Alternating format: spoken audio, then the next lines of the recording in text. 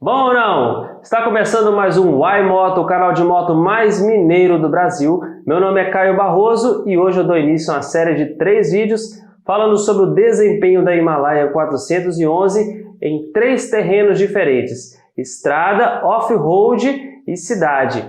Enquanto você pega o seu café e se acomoda, curte aí uma moda de viola, que é para embalar a nossa prosa. E aproveita e já deixa o seu like no vídeo. E se não se inscreveu ainda no nosso canal, se inscreve, ative o sininho para receber todas as notificações.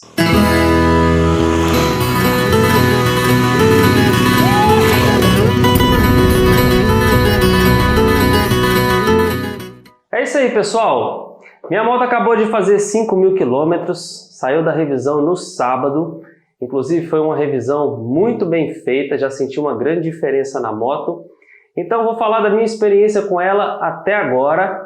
E não esperem de mim aquele papo de fanboy apaixonado, ou aquele cara que odeia demais a marca ou a moto, sabe-se lá Deus por quê, e que inventa motivos e motivos para poder criticar. E aqui a gente vai trabalhar digamos assim, com a justiça, né? Se é para falar bem, a gente fala bem, se é para falar mal, a gente fala mal, mas com fundamento, que é o mais importante. E o primeiro ponto é o comportamento dela. Comportamento em que sentido? Aceleração, força do motor, velocidade final e peso. O que isso quer dizer? O que a Himalaia oferece na estrada? O que você pode fazer com ela, né? Você consegue andar, por exemplo, de 100 a 110 km por hora com ela, tranquilo. Se for necessário, chegar a 120 ou até mais, dependendo da condição. Para uma ultrapassagem que às vezes exige um pouco mais de agilidade, você consegue. Agora, se você quiser andar 120 km por hora o tempo todo, aí eu já falo assim, calma. 120 km por hora, isso aí eu estou falando porque eu testei, né? Não assim um longo trecho, mas pelo menos o suficiente para que eu tivesse alguma noção. Andando a essa velocidade, e isso não quer dizer que era a velocidade real, ficou bastante desconfortável.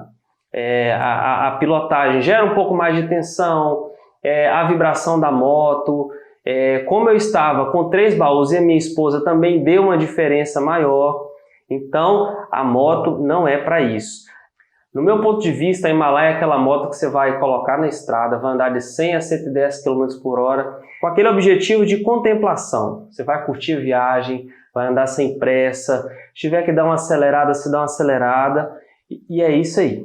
O próximo ponto é a capacidade de frenagem. Eu já vi muita gente reclamando da capacidade de frenagem da Himalaia, mas eu não tive o problema que o pessoal fala, não. E eu falo isso com muita segurança porque minha última viagem eu fiz, foram 9 horas de chuva, e olha que chuva a gente tem que ter um pouco mais de cuidado, e eu não senti essa diferença, né?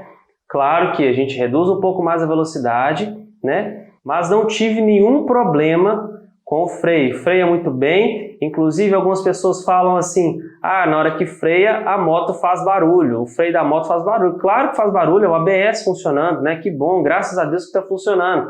Andei, claro, no asfalto seco também, a mesma coisa, sem nenhum problema. Então, se você escutar alguém falando assim, o freio da Himalaia é ruim, não é bem assim. O próximo ponto é o conforto. Aí você fala assim, Caio, mas e aí, como é que é o conforto da moto? Primeiro, em relação ao banco, é um ponto positivo, né? Se tratando de uma moto de média cilindrada, com um banco de gel, e que muitos modelos da mesma categoria, ou até mais caros, não possuem. Isso aí vocês podem pesquisar na internet, que vocês vão achar um tanto de moto mais cara, mas que não tem um conforto bom, que você precisa mudar, colocar banco comfort, entre outras coisas aí. Mas eu esperava um pouco mais de conforto, sendo banco de gel, dando um suporte maior para longas viagens.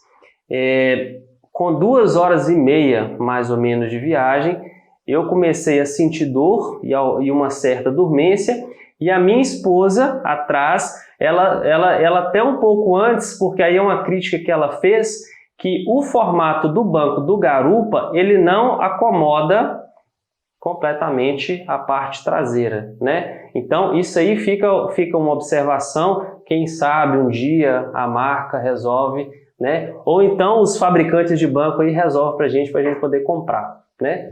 Mas gente, presta atenção, pelo amor de Deus, o banco é ruim, não é um fator que elimina a possibilidade de comprar a moto, pelo amor de Deus, isso aí você resolve, isso aí você aguenta, vai para academia, aumenta condicionamento físico, qualquer coisa, isso é o menor dos problemas. A gente tem que parar com essa coisa de caçar motivo para poder criticar a marca e abominar e essa coisa toda. Não, isso aí tudo a gente supera, né? Em relação à posição de pilotagem, eu tenho 1,73 m e considero que poderia ser melhor para mim a posição de pilotagem. Como resolver isso? Quem tem mais ou menos a minha altura é colocar um riser de guidon, você vai levantar ele e trazer um pouco para trás, né?